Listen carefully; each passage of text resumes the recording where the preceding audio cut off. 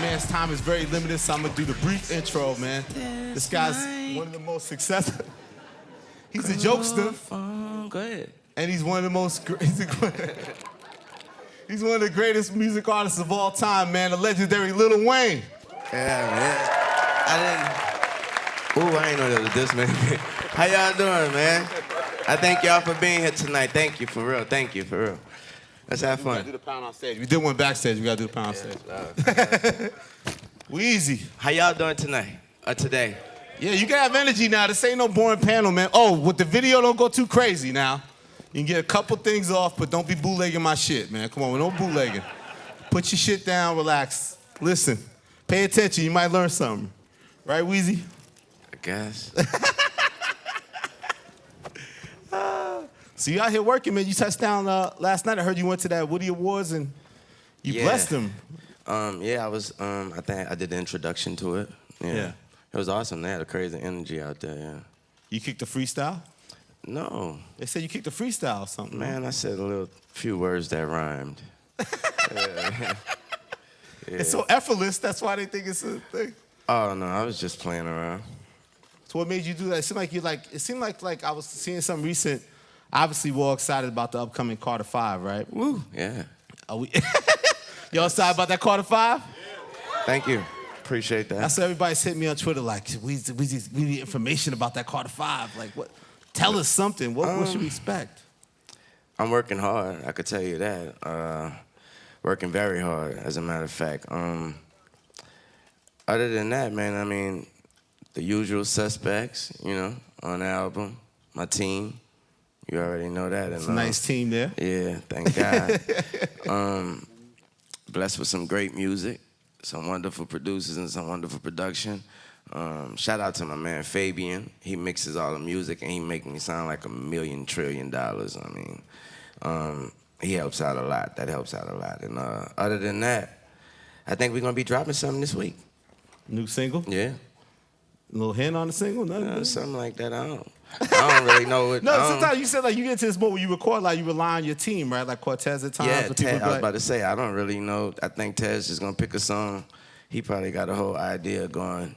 I just go with the flow. He texts it to me and let me. As long as I check my text message, I know what's going on. Why do you think that is? Is you're comfortable with that? Like, do you want when you get in that mode of recording, you just want to knock material out and don't want to worry about the bigger scope of it? Like, you know. The whole thing is when unfortunately and fortunately, I started so young, and because of that, I'm a pure artist. You know what I mean? Sometimes people forget that. Yeah. What I mean by that is a pure artist. I mean, all we really care about is the creation and the creativity of it, and that we really don't worry about the business and what's the first single and how we. Now there are some artists that does. Like my man Kanye, he gonna make sure he got his hands on everything. I do as well. But my man Taz, I have enough faith in him and trust in him to know that whatever he says is good. And you've been hinting that this might be the last solo album for a minute, right? Yeah. Because when you guys said that you still about hard you're working on an album, you said also recently that you almost feel like it'd be impossible to work harder on a project than you're working on this project. Like, talk about that and like why are you going so hard with this project and what do you think this is going to represent in terms of your overall catalog? I'm approaching it like it is my last project, and I think that's why I think that's why it's a lot different than everything else. I think that's why the grind is different. That's why I'm working harder. I'm approaching it a whole lot different. I'm approaching it as if, you don't have tomorrow, Yeah. Yeah. Are you satisfied with your place in history? Like, what keeps you motivated to keep? Oh, more than satisfied, man. More than satisfied. Every single day is still unbelievable. I mean, since day one, I still can't believe some of the stuff that happened, everything that happens there, actually. So you don't feel like you missed your childhood or something? Because you're the type of guy, you was in it from day one, right? From a young age, like. Oh, no. Living in the spotlight. Yeah, I don't, I didn't miss anything. Yeah, I didn't miss anything. People always say that, but I went to school. Yeah. I enjoyed it. I went to school. Album out, platinum. I'm in class. Yeah, I'm in class. Yeah. Well, like more like Block is Hot era, right? Yeah. And then your mom's, she said we can cool with that, get the GED, right? Yeah. That's when them other dollars start rolling in. Yeah, that's when we got signed to Universal. Oh, okay. Yeah, a lot of things changed. But what I thought was cool too. I remember there's a time when you went to University of Houston, right? Yeah. And you took like psychology. I thought that was dope. And you went on campus, the whole thing. Like, why did you feel like you wanted to do that? And what did you learn from like those psychology courses or things you studied? Like, what did you take away from that experience? First of all, I went to school because I have kids, and so I need them to know that it's that important. And of course, when they understand, okay, dad is who dad is, and he still went to school, So, other than that, thanks. Other than that, The fathers out here, the good fathers. Man. Other than that, man, I just it's school. I've always had good grades, great grades. I went to a great school in New Orleans, McMain, and also my mom. I still have to impress mom. So you did that, and then do you always stay focused on the music? Like, one thing I wanted to ask you, like when I think of the Carter, right, the whole Carter series, and where it stands in your catalog, to me that was the beginning. I guess it was with the record Bring It Back, where you was like the best rapper alive, and this is the time when Jay was retiring, and you sort of made that powerful statement that I'm gonna be the best rapper alive. And at the time, people didn't. I don't think many viewed you exactly as that. Yeah, I know. And then you turned them. With that hard work, you turned them on to believers. Like, talk about your mind state at that time and what you were going through. Oh man, it was I loved Jay. I loved Jay so much, and then at that time, I was super young, and I was a fanatic, a Jay-Z fanatic. When we were the Hot Boys and we had a uniform, baby, and we had to make sure we had on that white tee, we had to make sure we had them Reeboks on. You could ask Juvenile, BG, Turk, anybody. They came to the spot like that. Whatever we were doing, they showed up like that. You could ask them. I'm showing up with the Timbs, Rockaway on. I got the Sean Carters, and I was so happy they was Reeboks. They snuck in the code. When I could wear these though, right? I was like, these Reeboks, but yeah, man. So when he said he was retiring, I was like, like a basketball player looking up at Kobe or looking up at Jordan. If Jordan's like LeBron said, somebody got to step up, and I felt like you said, I felt like nobody cared about what I said. So when you're that person, then what you say means the world to you. Yeah. And did that lead to because you went everyone loves that run that you went on, an unprecedented run with I guess 06 to 08, where you just was a fucking monster, I was machine. on everybody's song. Yeah. What the hell was wrong with you, man? You just kept making so many records and No, it was it was my beautiful, awesome friends I have in music, man. They were calling every day. We have another song. We have another song. I still don't turn down songs. So I still, as you can see, I'm still on a million singles. So yeah. But it was like you was a machine, like a hit-making machine. Yeah, I was just going for it. It was just awesome. I just do that. But boy, back to Jay though. I mean, I think that's very interesting though. Is there was obviously a time when, like you said, you made that statement. You started turning people into believers, put that work in, and then you reached the crossroads with your deal with Cash Money, and then Jay-Z becomes president of Def Jam, and obviously he's hollering at you because you're a hot MC in the game. Yeah. He wants you to sign with him, and you ended up staying with Cash Money. It wasn't like that. Okay, maybe I got it wrong. Yeah, let's get clarity there. Yeah, it wasn't like Jay was. It wasn't like Jay was like reaching out for me and like needing me on. I want you over here. He expressed interest, and I took that. And me by me letting you know I was a super fanatic. I was on the first thing smoking, so I went over there and we met. I met with Jay, and but the history turned out to be what history is. Yeah, and at least he getting Young Money too, launching Young Money, right? Yeah. Yeah. So you still have that competitiveness, that fire. What? But why don't you say that you're the best rapper alive anymore? Like people said, why does Wayne say that the same way or say it? Like people want to know if you because I have awesome artists. Yeah. Simple and plain. I have awesome artists, and I'm not trying to outshine them at all.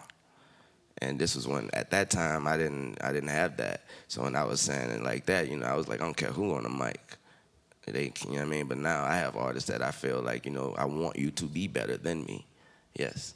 So you almost felt by making that statement that would not be the right message because you're trying to build a empire, like you said, with this Young Money thing, right? It ain't really about, not about the message, because, I want everybody to feel like they the best at what they do. You know what I mean? So it's just like I said, it ain't about that now. Yeah. It ain't about that. It's about them, and it's about us. Yeah. So what do you think it's been about? I mean, you have Drake, you have Nicki Minaj, you have two fellow superstars Preach. now. Preach. Like this, it's a three-headed monster, man. Talk dirty. Yes. Yeah, talk about that. Like, what do you get out of? How do you feel fulfilled by others' success, your artist's success? What is that like? I mean, I guess Bills Baby felt that paid, with you. Say it again. I'm sorry. Rewind. Bills paid. Without having checks coming in and didn't step one foot in the studio. Like that's what that. You're like, Tez, I can work with this. Yeah, I could do this. It didn't seem like I didn't know I could do this, but nah, man. Why do you think that, it said the highest level of success, like an artist like Drake, like talk a little about your relationship with him and like, why do you think he's connected and been so successful and connected so well to the people? Oh, it's talent. It's talent. That's what I look, that's what I look for in my artists, and it's talent. That's what I put on front page. It's talent, and that's what I expect it to happen. People be drawn to his talent, and then, not to mention he's a wonderful person, but this is music. And this is what we do. I mean, all the other stuff come with the other stuff, but as you can see, I don't be worrying about none of that. I'm just an artist. I want you to enjoy my music and nothing else. I'm not expecting you to enjoy my lifestyle. I'm not expecting you to enjoy what I do off the mic or off stage. But that's what. So when I heard his music, and every time I hear his music, I still get the same feeling. Like, man, ain't nobody could touch this dude. You know what I mean? And that's what the fans feel, I think. Yeah. Just the rap and the singing. Maybe the females probably feel a little different. Yeah. But speaking of females, to launch a successful female artist, like that doesn't happen a lot in hip hop. Yeah, With Nicki. Yeah. Why? Nah, what do you think it was about Nicki that resonated, that made her break out that pack? Simply Nicki. She was being Nicki. That's what I seen that's who I met, and that was without the glitz and the glamour. I saw already you killing because at the time, it was like, I remember when it was like, as a female, when I heard her, when I first heard the first 2 or 4 bars, it wasn't even about, she's rapping better than any female rapper. It was about, man, she's rapping better than rappers, period. You know what I mean? That's what won me over right there. So that's what she doing. Yeah. What do you think it's going to take? I mean, I'm sure you want that. You have so many. Can you name all the Young Money artists, man? I lose track, man. You have so many artists right now. Yeah, I could name them all. You got Drake. You have Nicki. You have Tiger. You got Gutter. You got Jay Mills. You have Chanel. You have Chanel West Coast. You have Christina Milian. You have my man Euro. You have Flo. You have Lil Twist. Damn. Yeah, you have Young Steph. Yeah, we working, man. Yeah. If I forgot anybody, I'm sorry. I just smoked before I came out here. You don't say. What do you think it's gonna take? Shout out Willie Nelson. Go ahead. Did you meet? That's the homie, Willie Nelson. That's the homie. What do you think it's gonna take for those artists to reach those kind of levels? I'm sure you want great success for all your artists. Like, exactly. What do you look for in an artist? What makes them Young Money worthy? And then what do you think it's going to take for these artists to get to that level of a Drake or a Nicki? Personally, I have to like it.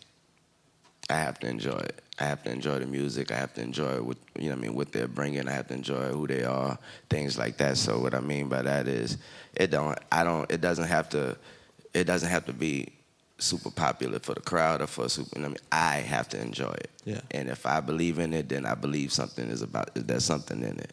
Yeah. Plain and simple. And whatever that something is, I try to push that something out of that person, out of that artist, and I push it to the people. Yeah. Yeah. When it comes back to yourself and you focus on you, because you made so many albums, so many mixtapes, you put so much classic material that I think now you're at the point where like a Jay-Z, like an Eminem, they compare your new stuff to your old stuff, and is he still at this high level? Like, it seems like what you always say, like you kind of block out the voices. Like, you know, sometimes there's criticism drawn your way. Do you feel it's warranted, or do you kind of just block out and feel like I'm as sharp and I feel as good on the mic as I've always been? Oh no, like you just said, you just named a few other people that it happens to. So I feel like who am I to be any different? They're gonna compare my stuff to my old stuff. Like an athlete, they compare their play to their old play. But when you finish, they can't do nothing but say, "Oh, look at what he done." Yeah.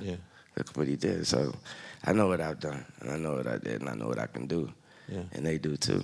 How do you view the state of the game now in hip hop? You know, Kendrick Lamar makes a lot of noise. Killer. Control verse. You know, Killer. like you like that? Honestly, I look at it like I look at the game like if you hear an old, I'm sorry, I keep making sports references, y'all, but I love sports. We're going to talk about sports. We're going to talk about sports. Like if you hear an older athlete talk about the game and you see him, you know, they'll let a real, you know what I mean, some of them keep it real and let you know, like, man, I couldn't get out there with these young boys. You know what I mean? They be like, man, you know what I mean? These little crossover. You know, when Ive came to the game, you saw what he did, Jordan, at the top of the key with that crossover, you know? So that's how I be looking at it now. When I hear a Kendrick verse or something like that, I be like, oh, man, I'm tired of this, man. You know, I was like, man, young bastard. You know, I was like, man, I am not about to be jumping out here talking about I'm the best. No, I don't need nobody coming at my neck, none of that. So you feel like a young OG now in the game. You know, sense, nah, right? triple OG, fool. Let's go. You know, but yeah, you know, like I said though, but when I also know. Does At it the same entertain time, you? Do you sit back and be it's like, very Drake versus entertaining. Kendrick, and all that talk? No. Ain't no verses. Ain't nobody verse nobody. Everybody do their own thing to me. Music is music. See, to me, I don't think that when you got to think about it as the music and battling is different. I don't think that battling is, unless it's a classic battle, I don't think that that's music, you know, and I don't think people want to hear it more than once or twice. What I mean by that is if you're battling, you're talking about somebody, you're going at somebody or something, or you're saying you're this, that, and the third, okay, it's good for the time because they get to actually compare whatever else who you're talking about. Snapshot of that time. Yeah, that was cool, but it's not music. Music lasts forever. You know, and I believe that these guys make music, things we could sing years from now. That's what I try to do. That's what I do. I meant to say you heard me. Holla at your boy. Yep. So do you look at the game like, do you look at like you or Jay or Eminem like or Nas in another category, and then you look at the young artists like they're in their own category fighting for like their top 5 when you look at the game overall? Oh yeah, I definitely look at it like that. I definitely look at it. I definitely no. I mean, plenty. I mean, it's interesting that you pointed that out because I do. I look at it that way. I see like I don't think that the new artists even be like worrying about, man, I'm trying to see it. You know, I don't think they putting us in their competition mentality. You know what I mean? I think they I hope when I say us that I fit in that us. I hope you dig. That's a Biggie, Pac, yeah, Nas, I hope I hope I fit in that. But if I do, I hope that they look at it as I'm trying to get there. You know? And me, I still look at it like I'm trying to get there. So yeah. I think that's interesting, like your relationship with Kanye West, for example. Yeah. Here's a guy, like, I think you obviously still killer, monster. Yeah. That nigga did a whole show with a mask on. I'm sorry. Dog. Hey, y'all ever saw this nigga show? Y'all ever went to one of Kanye shows? My nigga. That nigga can't. So look, well, I went to the show, right? What show did you go to? I went to one in Atlanta. And so I went to the show. And so when he came out with the mask, I was like, this nigga crazy. You know what I mean? I was like, this nigga crazy. So boom, like 2 songs go by. I was like, this nigga crazy, still got the mask on. And so bang, like 3, 4, 5 songs go by, and now a whole intermission and shit done came. That nigga done changed masks and everything. I'm like, man, ain't no motherfucking Kanye up there, man. That nigga taller and everything, man. That's crazy as hell. I was like, nah, y'all know I couldn't do no shit like that. I was like, I see why niggas don't tattoo their faces and shit, you know what I mean? Because if you tattoo your face, then you can't go out there with no mask and ain't that nigga. That nigga ain't got them tattoos, you know what I mean? So I was like, damn, I wish I could do some shit like just go out there with the mask on for like, that nigga had that bitch on for, if the show was 2 hours, he had that bitch on for an hour and 57 minutes for real. He revealed himself when Jesus came out. Yeah. You gotta take that mask off for Jesus. You already know. You already. I said, I respect that he took the mask off for he said, you know, white Jesus, and I thought, and then he I think he left it off. He left it off after that, but he killed. I was like, this nigga just killed, because I found myself out of breath in that bitch. Now you know that's a show. You know when you got feel your armpits and shit, you got to sit down. Like, let me sit my ass down for a minute, man. Shit, for I can fuck around and you need, you know what I mean? Need a new shirt. This bit of took me. You know I take my shirt off fast. Yeah. You know. So yeah, but yeah, killed it. But I'm sorry. What you was asking me about? I don't even remember. So. You were saying about the relationship or something. Pause. No, now Yeezus to itself. Yeezus to me, like kind of like when you did Rebirth, you kind of went left with it, and some people got it, some people didn't. Like, so did you rock with Yeezus as an album? Of course. It went gold. Drop the World. What did you think of Yeezus? Did you rock with the album? Man, I rock with anything he does. That man's a genius. I'm a musician, so I get it differently. It's a difference between hearing and listening. I listen to all music. You know what I mean? I'm not gonna explain the difference, but there's a difference between hearing and listening. You know, people hear music and like what they hear. Yeah. People listen to music and it's totally different. Yeah. So you almost feel like there's like rhyme spitters and beat makers, but in the end of the day, it's like maybe you don't get your props. You're a musician. You look at things from That's what I try to be, man. I try to be. Yeah.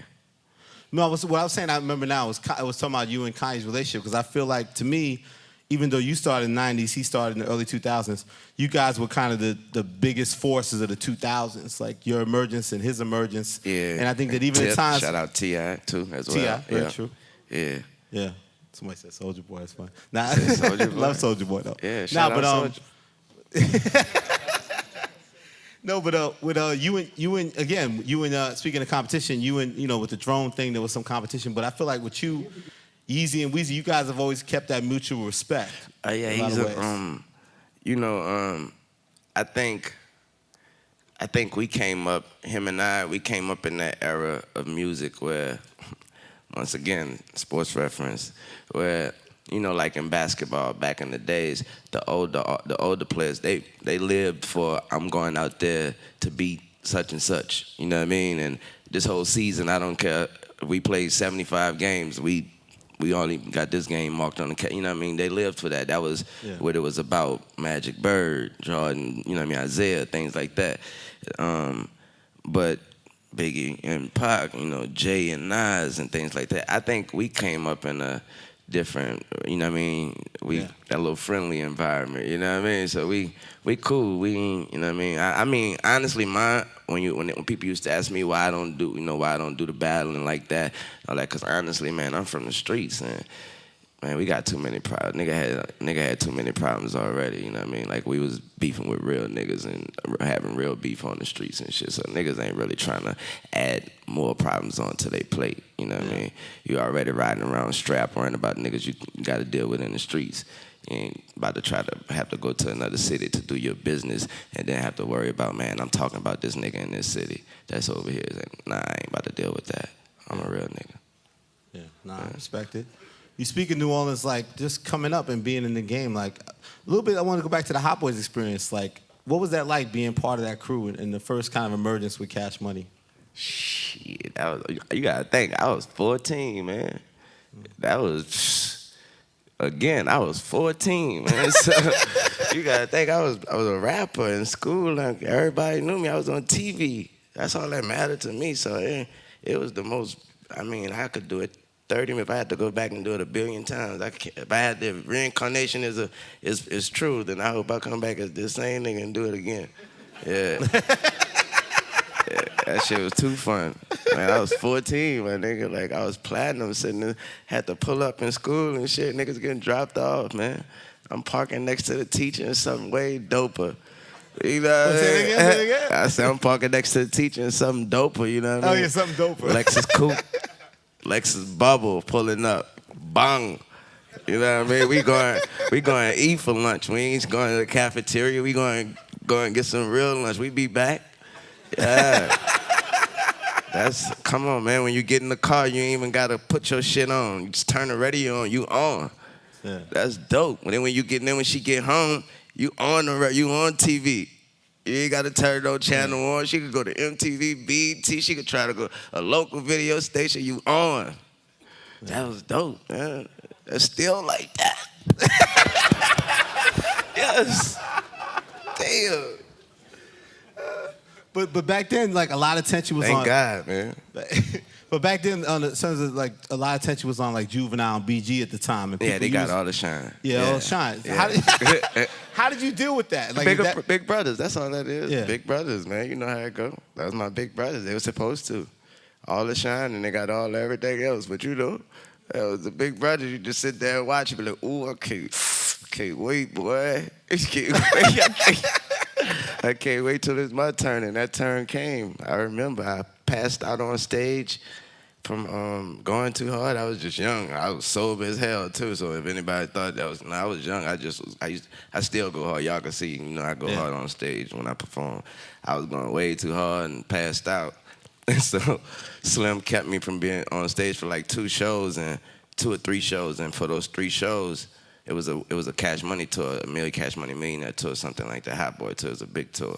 It was the tour where we used to come to the stage in a damn helicopter and shit. Yeah. And we used to throw money out the helicopter while it's coming to the stage. That was fucking dope. Who does that, nigga? You should bring that back, man. High five, baby. Nah, man, that nigga Ye got on the mask on stage. I can't. But yeah, and those 3 shows, Baby had to go out there and be like, you know, like Lil Wayne couldn't make it tonight, and the whole crowd, he was like, man, I say that shit at the beginning of the show. He's like, man, that shit fuck up the whole show for the rest of the night. And he was like, damn, he was like that, and that showed him and Slim, I guess, the popularity that I had, and so he had the idea for the show that I did come back. He was like, you know, we used to get in these damn laundry things and go to the if this was the stage of the show, the helicopter would be in the back of the crowd. And so in order for us to get there, they used to wheel us in these big ass laundry baskets or whatever, so nobody would know it's us. So I was getting in the laundry basket, and Slim and Baby was like, nah, you ain't getting in that. And I was like, nigga, I'm fine. I could perform tonight. Like, shit, I feel good. He was like, nah, we gonna try something different. And I was like, try something different, nigga. Ain't nothing really colder than going in a helicopter, man, nigga. Like, yeah, I mean, my copter. Baby and them used to come out of a Rolex on stage. But still, we was in a helicopter, my nigga. Like, you had to look up and be like, that's really them niggas throwing money, my nigga. Like, how dope is that, man? But anyway, so he was like, we ain't gonna do that tonight. And so he was like, I'm gonna let you know when to go on stage. And so I was like, wow, that's some different shit. And so Baby went out there and he was like, Lil Wayne couldn't make it tonight. He did the same shit. And so I was like, I ain't get it. And so the whole crowd was like, oh. And I mean, I'm like, man, I really don't get this. And Slim was like, take your shirt off, pause. And he was like, you know what I mean? Yeah, he was like, take your shirt off. And so I took my shirt off. He gave me the mic. And he was like, go out there. And because what happened is Baby used to say, Wayne couldn't make it, but we still, you know, at that time I only had one solo song, and that was Block is Hot. And we used to do all the Cash Money songs. Yeah. So at that time, we used to have, when you do a show, you have this machine, and your show is loaded into the machine, so you really can't make any changes. So every night, they still had to run my song. So what he would do is, those nights that I missed, he would just say, we still gonna run my little nigga song for him, and y'all gonna sing along to this bitch. And he'd run it. Well, that night, he did it, and I ran out there, and the whole fucking place went crazy. And so from that day on, I never touched the helicopter again. That was the birth of Lil Wayne. Yeah. Wow. Yeah. And it ends I up got more than one solo song after that in that bitch. Yeah. But then it was back when the time was crazy. Then your big brothers left the label, and it was kind of on you to really hold things down. Like, what was that transition for you to being like thrown to the front? Like, you're holding it down for the whole Everything I wanted. That was all I wanted at that time. I told you I was like the little brother, so you know, as the little brother, and you watching them, you watching how it's going for them. You like, I cannot wait. So like I told you, when it was my turn, it's not even a question how I felt. It's like, let's go. You know what I mean? I took advantage of that.